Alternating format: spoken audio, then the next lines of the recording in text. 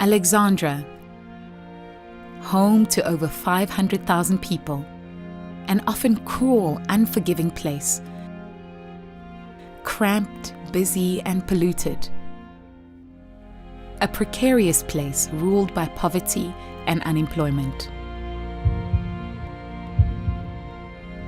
But there is heart here.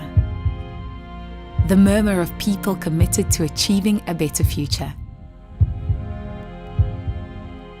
Together, they are the lifeline that fuels the belief that Alexandra can become a place where communities can thrive and live with dignity. Through spirit, courage, love, and dedicated projects, each a ray of possibility. This is Rays of Hope, the heart of Alexandra. Rays of Hope to me is an organization that gives back to the community. They've got the love for people of Alex. I would say, because I'm one of them, we are special. By saying that, like we are united. We work together. Rays of Hope literally stays in Alexandra. So we know what happens to the people that we are working with 24 hours a day. So that is what makes us so close to the people and so loved in the communities. When you really are a part of the community, you suffer with the people and you experience the things that they experience.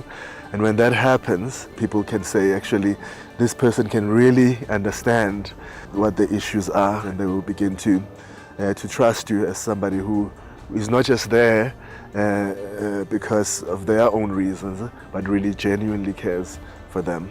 The biggest thing that differentiates Rays of Hope from the other organizations is we are not just a feeding scheme. We don't just go out there and, dump material things on people. We build relationships. I think it is bringing the love, the true God love into people's lives, and just so that they can see that it's not just superficial, but it goes down to the depths of the relationship, that we're there to walk beside them, no questions asked on their past or their history, but just that we're there to be with them as they walk through difficult circumstances, and then we're not there to interfere in their lives, but to help them.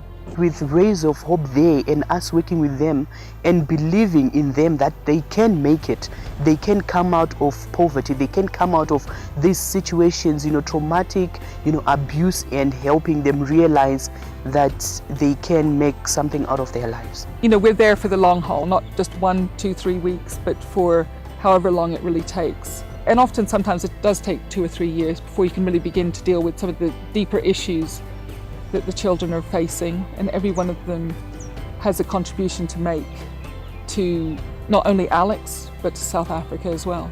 If we want to invest in the future of our country, we need to be investing in townships. 70% of urban South Africans live in townships.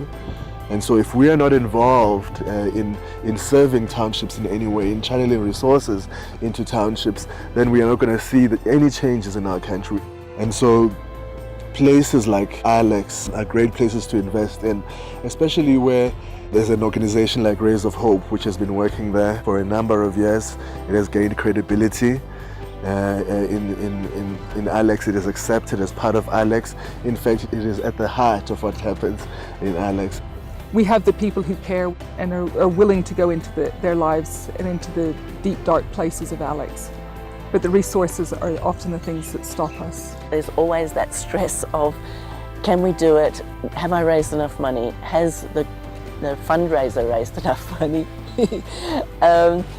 And yeah, if there wasn't that stress, we could take off. I really think we could reach for the moon. Rays of Hope currently has 9 projects, making a measurable, deep, and lasting impact.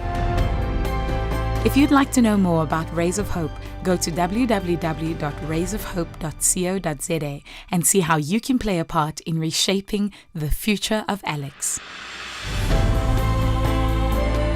And I'm just continually inspired by our staff who don't quit, who work through some really harsh and horrible cases with some of these children, and yet they wear their heart on their sleeve and they come and they consistently perform exceptionally well. That's what gets me out of bed.